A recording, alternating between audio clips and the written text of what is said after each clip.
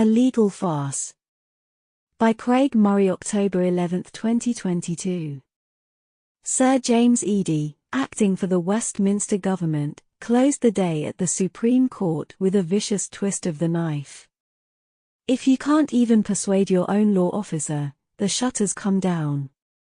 Eadie is well suited to knife twisting, a figure of smooth menace, whose polish is undercut by the odd hint of the estuary in his accent. He had spoken for an hour, after a full day of abysmal performance by Lord Advocate, Dorothy Bain. She told the court, proudly, she is a minister in the Scottish government. In an excruciating 3-hour ramble, delivered with all the concentration of an 18-month-old toddling around Hamleys, the only points of clarity from Bain were the following, which stood out like nuggets of bacon in a lentil soup of obfuscation. 1. I could not clear the bill, as appended. I do not have the necessary confidence that the bill is within the competence of the Scottish Parliament. 2. A referendum on a matter which is ultra vires, is also ultra vires. 3. It is a peculiarity, that the Scotland Act refers to the union of the kingdoms of Scotland and England. Those states no longer exist, having been replaced by the United Kingdom. Then, 2 hours later, nothing turns on the peculiarity. The union is a full political and economic union between what were two previously independent countries.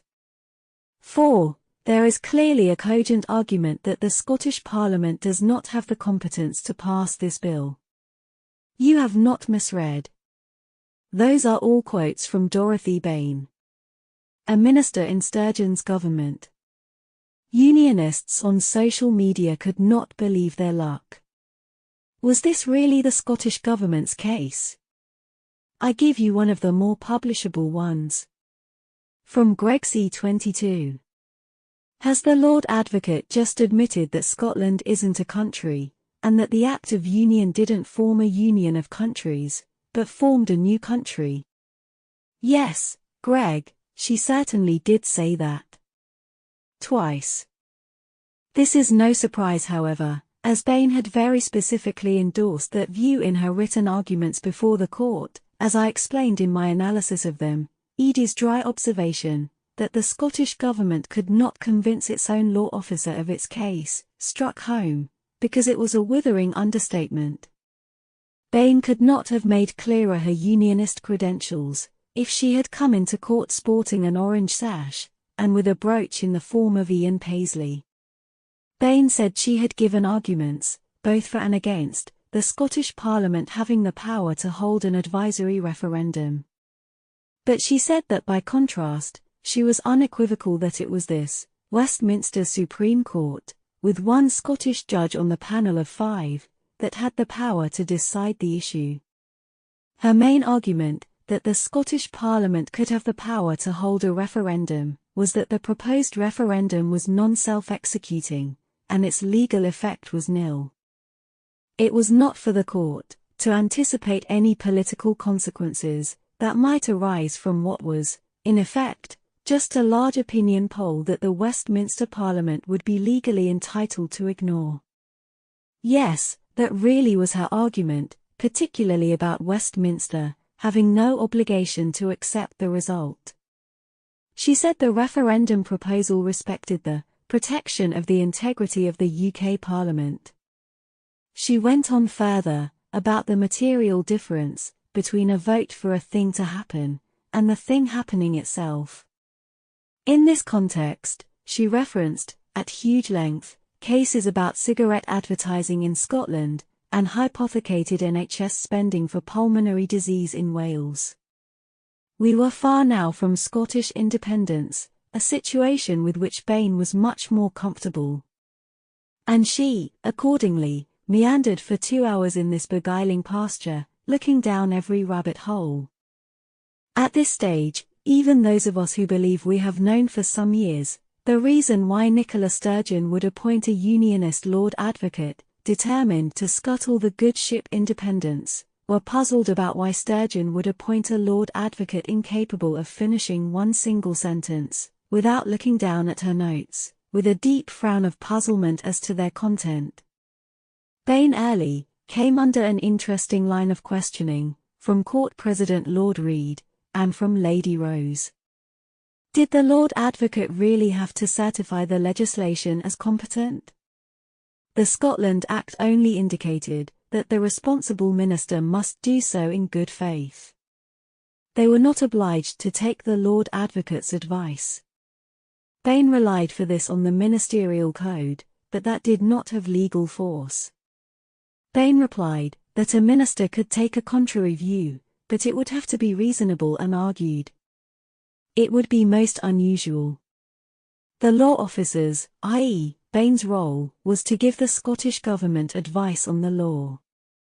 This was fascinating to me, because there were obvious assumptions underlying these exchanges that did not have to be stated between lawyers. The first unasked question was that the minister could simply go out and get their own legal advice, rather than take Bain's. There are hundreds of lawyers in Scotland willing to argue that a referendum is within the powers of the Scottish government. Indeed, Bain had referred to them. The minister could publish that advice, and fulfill the good faith and reasoned argument criteria. The second underlying question left hanging was why on earth the Scottish government had appointed a minister, in Bain, unwilling to back its flagship policy, and why she wasn't resigning to make way for somebody who would. Both these questions were not able to be asked by Lord Reid and Lady Rose, because they are political matters not for the Supreme Court. But they hung thick over this phase of the discussion. When James Eadie came to reply, on behalf of Westminster's Advocate General, he was by contrast a model of brevity and common sense. The court could not possibly rule, said Eadie, on a matter which was hypothetical, theoretical, abstract, and inchoate. Personally, I prefer to eschew sesquipedalianism, that is a joke.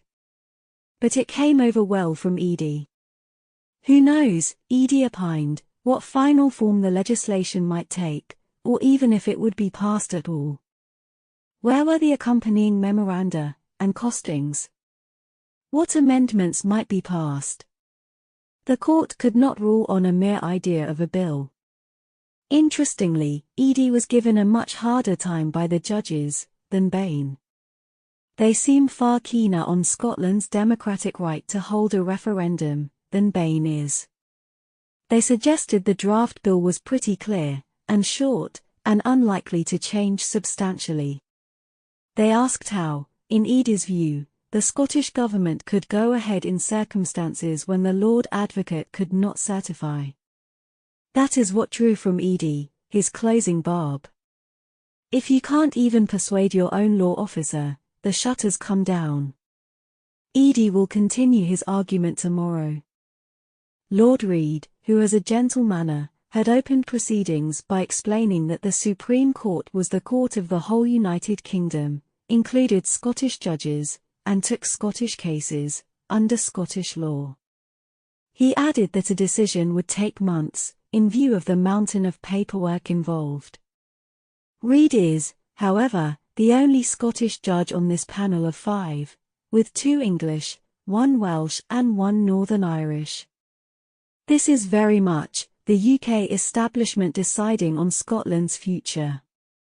Reid himself is a Tory appointment, as president, and widely viewed as a Tory. I confess, I was fascinated by Reid's accent. He has taken the title Lord Reid of Alamuir, that is the hill I look at from my study here. I can walk out the back and be on its slopes in less than 10 minutes. He has lived nearly all his life in Scotland. Yet there is no trace at all of Scot in his accent, not even the refined tones of Morningside, or the Grange. He was privately educated in Edinburgh, then Edinburgh University, but the accent really is remarkable. It is beyond posh Scot. I have no explanation. On a much more profound matter, I do not believe Dorothy Bain referred, one single time, to Scotland's right of self-determination in international law. Or indeed, to the international law context at all. Nor did she reference the SNP's written intervention in the case, on precisely those points. This is to double down on an omission that to any practitioner, legal or diplomatic, in the field of sovereignty, secession, decolonization, or newly independent states, will find beyond astonishing. It simply misses out the fundamental argument. Remember, Dorothy Bain is speaking here, not as an individual but as a minister in the Scottish government. That the Scottish government does not believe in the right to self-determination of the Scottish people, but the governing party the SNP, which has intervened separately to assert it, does so believe, is a situation of astonishing farce. It is, frankly, the perfect illustration of the blind alley into which devolutionist political careerism has shunted the entire future of the Scottish nation. My reading of today is that the judges of the UK Supreme Court are sympathetic to the democratic argument for an outlet for the will of the Scottish people, but that Dorothy Bain has, not by accident and in collusion with Sturgeon, presented so poor an argument as to make that decision virtually impossible for the court. I don't think James E.